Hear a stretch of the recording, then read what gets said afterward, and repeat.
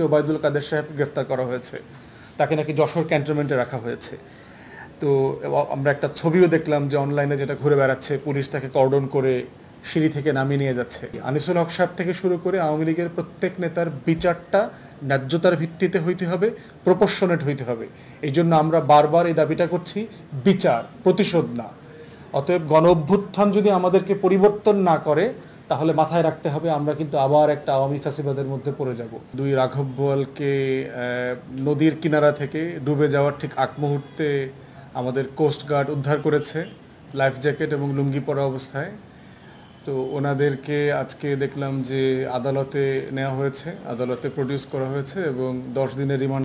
এবং আমরা আশা করছি যে ওনাদের উপরে কোনো প্রতিশোধ যেন নেওয়া না হয়, কারণ প্রতিশোধ দিন শেষে ব্যক্তি এবং রাষ্ট্র কারোর জন্য কাম্য না। ওনাদের দুজনের যে ক্রাইম, এই ক্রাইমের উপরে ভিত্তি করে যথার্থ তদন্ত করেই ওনাদেরকে কয়েকশো বছরের জেল দেওয়া সম্ভব। আইনমন্ত্রী যিনি ছিলেন আনিসুল হক সাহেব, ওনার কয়েক হাজার কোটি টাকা এবং ওনার যে পত্রিকাতে কিছু আসছে ইতিমধ্যে, ওনার যে গার্লফ্রেন্ড, তার সাথে মিলে যে একটা চক্র সিন্ডিকেট কোর্টে ডেভেলপ করেছে, যারা হাজার হাজার কোটি টাকা লেনদেন করেছে, ব্যবসা বাণিজ্য করেছে এবং যাচ্ছে তাইভাবে বিরোধী দলের নেতাকর্মীদেরকে রিমান্ডে নেয়া, জেল দেয়া, মিথ্যা মামলায় ফাঁসিয়ে দেওয়া এবং এটা ফাঁসাইতে গিয়ে টাকা পয়সার লেনদেন করা, তারা এগুলো করেছে।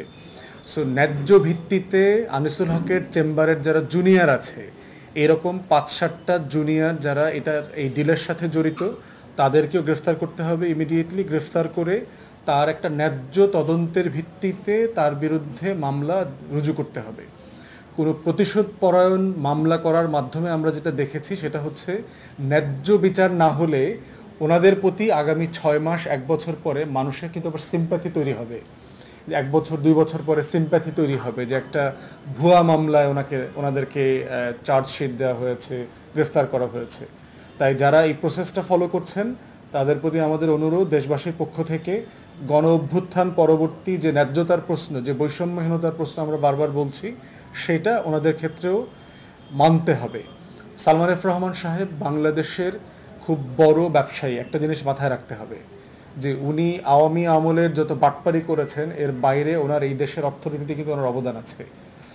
এসালম, বসুন্ধরা অথবা সামিট গ্রুপ থেকে কিন্তু বেক্সিমকো এবং সালমান এফ রহমানকে আলাদা করতে হবে। বাংলাদেশের ব্যবসাতে যে কর্পোরেট কালচার ডেভেলপ করেছে, সেটা কিন্তু বেক্সিমকোর অবদান। বাংলাদেশের যে 4-5টা কোম্পানিকে সারা দুনিয়া চেনে তাদের ভালো কোয়ালিটি প্রোডাক্টের জন্য, তার ভিতরে কিন্তু বেক্সিমকো একটা। বেক্সিমকোর ওষুধ প্রায় 200 দেশে রপ্তানি করা হয়। অতএব তিনি কিন্তু একজন ভালো সফল কর্পোরেট উদ্যোক্তা এবং বাংলাদেশে লক্ষ লক্ষ মানুষের রুটি রুজি, চাকুরি বাকুরি ওনার মাধ্যমে হয়েছে। এই অবদানের জায়গাটা জাতি হিসাবে এই ধরনের একটা মুহূর্তে যেন আমরা ভুলে না যাই। গণ অভ্যুত্থান মানে এটা না যে আওয়ামী লীগ যেভাবে বলেছে যে 1971 সালেই 9 মাসে আমাদের ইতিহাস শুরু হয়েছে, এটা মাথায় রাখতে হবে। গণ অভ্যুত্থান মানে এটা না যে বাংলাদেশের ইতিহাস 2024 সালের জুন মাস থেকে লেখা হয়েছে। এই মানে ইলিউশন যেন আমাদেরকে গ্রেপ করে না বসে। এটা গ্রেপল করে বসলে কিন্তু আমরা জাতি হিসাবে আবার আওয়ামী ফ্যাসিবাদের যে দখল থেকে মুক্ত হয়েছি, আমরা আবার গণ অভ্যুত্থান পরবর্তী আবার একটা নতুন দখলদারিত্বের মধ্যে পড়ে যাব।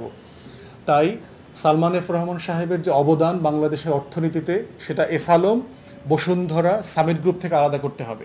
এদের বাংলাদেশের অর্থনীতিতে কোনো অবদান নাই, কিন্তু সালমান এফ রহমান এবং বেক্সিমকোর হিউজ কন্ট্রিবিউশন আছে বাংলাদেশের অর্থনীতিতে, এখনও আছে।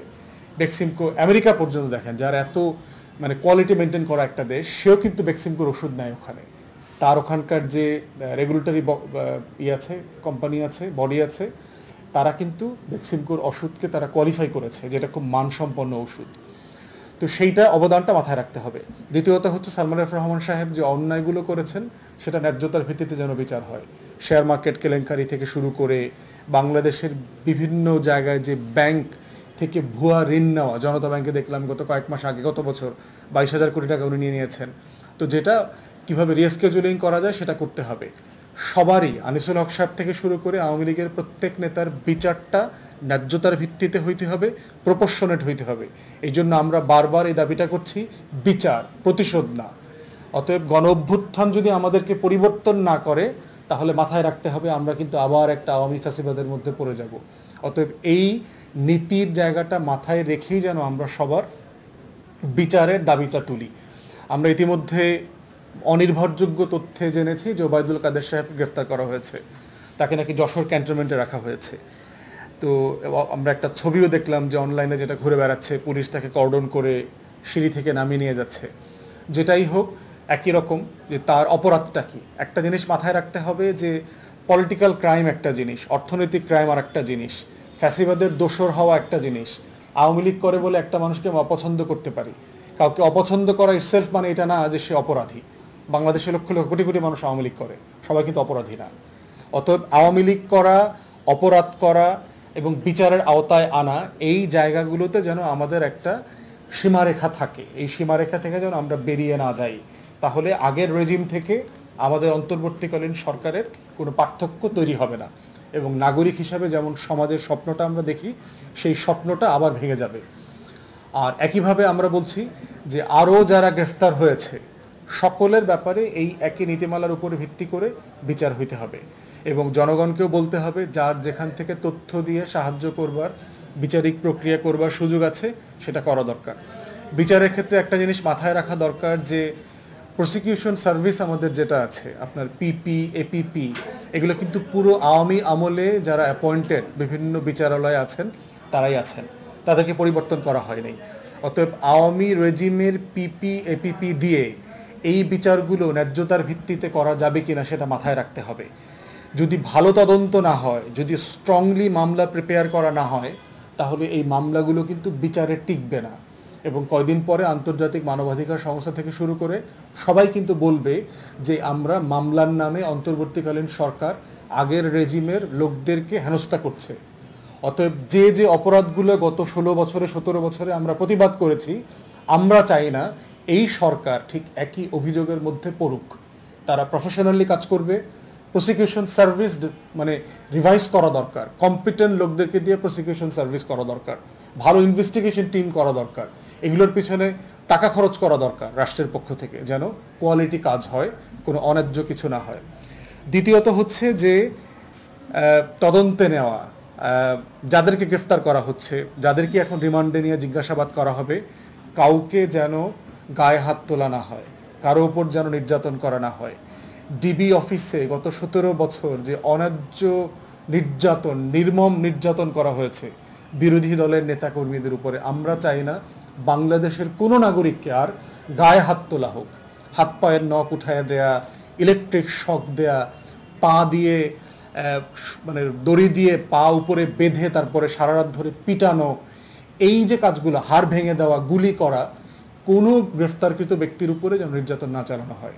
আপনি জিজ্ঞাসাবাদ করবেন, আইনের সুপ্রিম কোর্টের যে গাইডলাইন দেয়া আছে, যে ফ্রেমওয়ার্ক দেয়া আছে, সারা দুনিয়াতে এই ফ্রেমওয়ার্কের ভিত্তিতে সলিড প্রশ্ন জিজ্ঞাসাবাদ করার মধ্য দিয়েই হচ্ছে আমাদের তথ্য বের করতে হবে। আর এই ধরনের লোকদের ক্রাইমের তথ্য বের করার জন্য ইনফ্যাক্ট তদন্ত করবার অথবা ডিবি অফিসের দরকার নাই। পাবলিক ডোমেইনেই প্রচুর তথ্য আছে, যেটা খুব সিরিয়াসলি প্রাতিষ্ঠানিকভাবে চেষ্টা করলে এই তথ্য পাওয়া সম্ভব।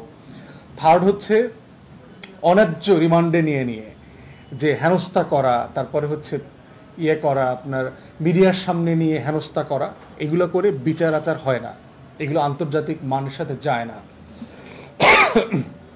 এবং এগুলো বিভিন্ন সময় সমালোচিত হবে। তাই এগুলো যেন আমরা না করি, সেই জিনিসগুলো আমাদের মাথায় রাখতে হবে। আমরা একটা পরিবর্তন চাই বাংলাদেশে, প্রতিশোধের রাজনীতি আর চাই না। প্রতিশোধ বারবার একটা সরকারকে ব্যর্থ করে এবং বারবার আগের ক্ষতগুলো ফিরায় নিয়ে আসে। তাই পরিবর্তনের ভিত্তিতেই যেন সকল ন্যায্য সিদ্ধান্ত নেওয়া হয়, এটাই আমরা দাবি করব।